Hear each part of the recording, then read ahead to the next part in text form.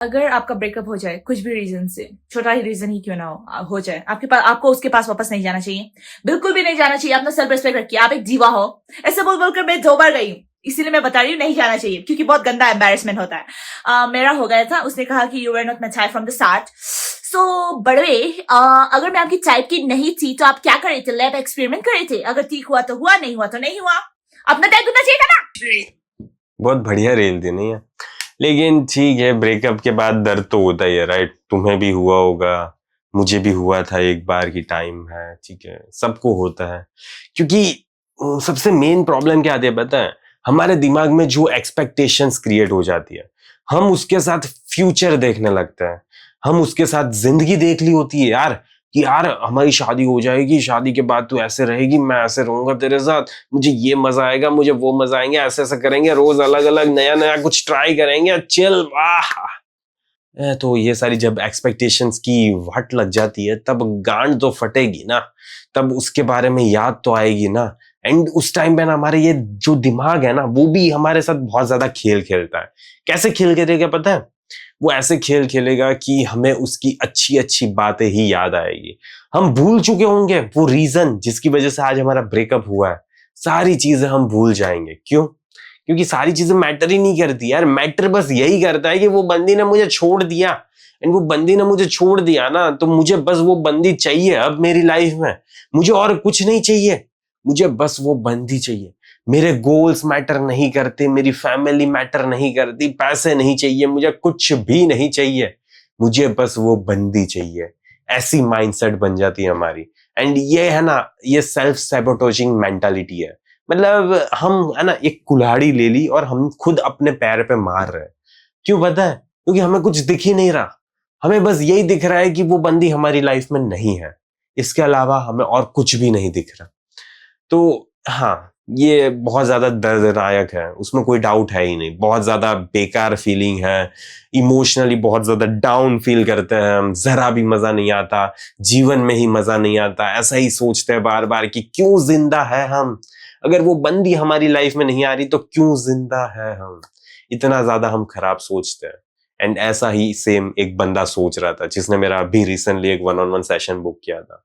अगर तुम्हारे साथ भी अगर कोई ऐसी सिचुएशन हो रही है, तुम्हें मेरे साथ सेशन बुक करना है तो उसकी लिंक तुम्हें कमेंट में पिन मिल जाएगी, एंड वहां से तुम अपना सेशन बुक कर सकते हो। बाकी होता क्या है ना इस सिचुएशन में पता है, इस सिचुएशन को अगर तुम्हें सही से हैंडल करना है ना तो एक ही चीज तुम्हें अपनी लाइफ में याद रखनी है कि सबसे पहले तो ऐसा है ना, सबने फेस किया होता है, सबने तो नहीं लेकिन मेजोरिटी ऑफ पर्संस ने फेस किया होता है।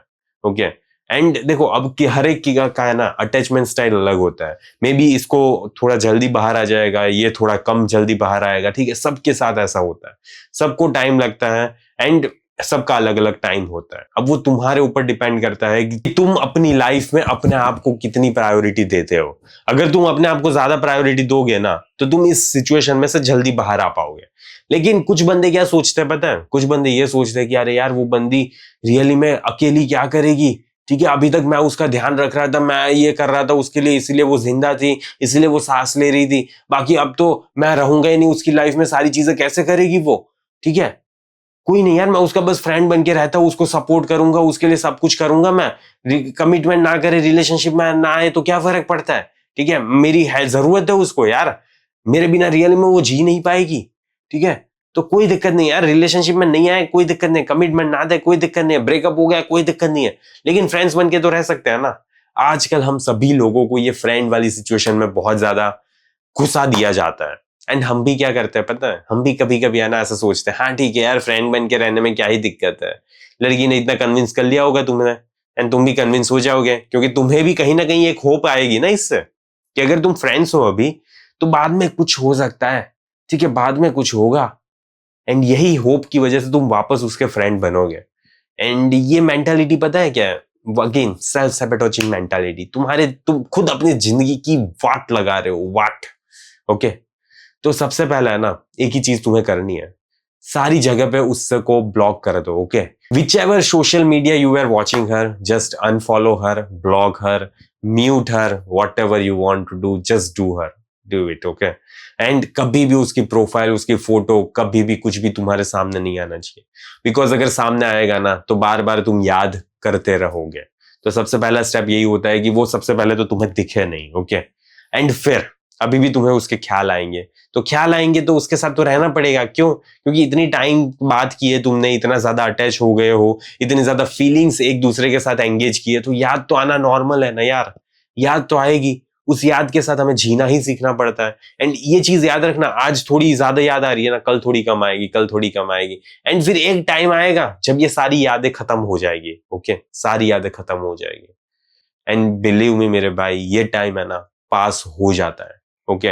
अगर अभी तुम्हें ऐसा लग रहा होगा कि यार क्या जिंदगी झंडा है, नहीं मजा आ रहा, कुछ भी करने का मूड नहीं है, ठीक है, कुछ भी मकसद नहीं है मेरा, कुछ भी नहीं करना, ऐसा कुछ, ठीक है, ऐसा कुछ तुम सोच रहे होंगे, तो वहां पे भी सबसे बेस्ट क्या रहता है पता है? जस्ट रूटीन पे फोकस करो। जो भी तुम्हारा रूटीन था उस रूटीन पे फोकस करो। डाइवर्ट हो जाओगे बार बार, लेकिन फिर भी फोकस करना स्टार्ट रखो, ओके।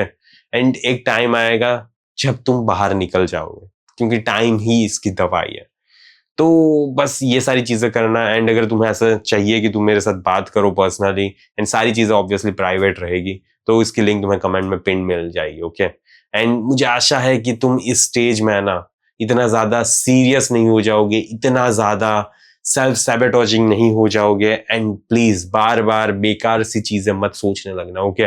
ये बस एक टाइम है जो पास हो जाएगा, ओके। टाइम लगेगा, बेकार फील होगा, लेकिन पास हो जाएगा। जस्ट रूटीन पे फोकस करो, इतना सा ध्यान दे दो, ओके। बस आज के वीडियो को यहीं पे समाप्त करते हैं, जल्दी मिलेंगे अगले वीडियो में। अंटिल देन बाय बाय, सी या।